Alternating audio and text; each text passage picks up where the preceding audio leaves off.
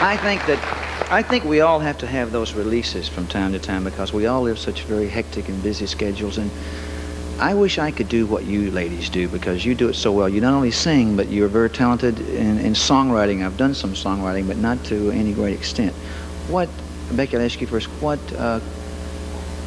most people always want to know what comes first, the melody, or do the lyrics come first? What usually happens first, and what usually inspires you to write a song?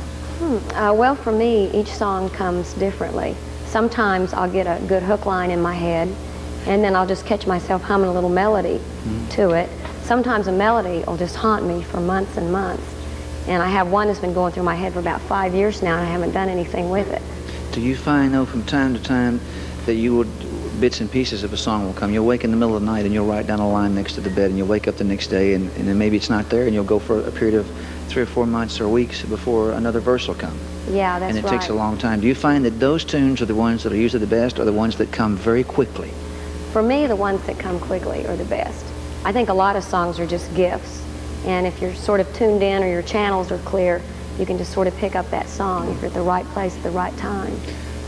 Deborah, when you write music, does your type music that you do, your music is very contemporary. It's I love your music. Okay. What I'm saying is, does your music come from the heart, or does it basically come from experiences? Do you have to really feel a song when you're writing it? I mean, most people will say they put their heart and soul into every song they write, but sometimes it's not necessarily so. They just write about an idea or something will happen to them. Well, I try to put my heart into everything I do, and especially my songwriting.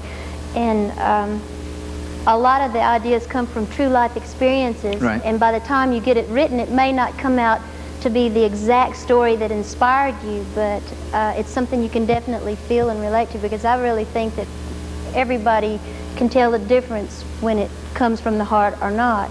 And also, I have to say that I've been really blessed with having some great co-writers. I've been very lucky in that department too.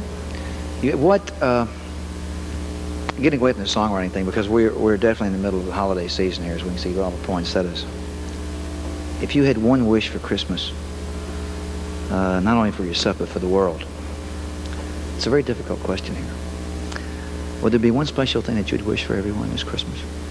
I would wish that everybody in the world could have a plate of food to eat. That's very good, Becky. Yeah. I wish for world peace, for everyone to realize that we all have to share this planet. We're going to do a tune later on in the show that's dealing with that. It's a phenomenal song that I really got hooked on today. If I may for a second, I know we've got to break away. Kenny Rogers sometimes really doesn't get the credit that he so duly should receive. Kenny Rogers is probably one of the greatest people that I know. Not only does this man do great shows and is a total entertainer and a great friend of mine, the World Hunger Program that he was involved in raises tons and tons and hundreds of thousands of tons of food each year for the hungry people. And Kenny, if you're out there watching, or if someone tells you about this, I admire and respect you so much for what you do with people who are hungry in this world today. We're going to have a feature in a few minutes. One of my band members who travels with me all year long and works so hard, I think it's time he had a shot. And right after this, he's going to do a song called One More Shot.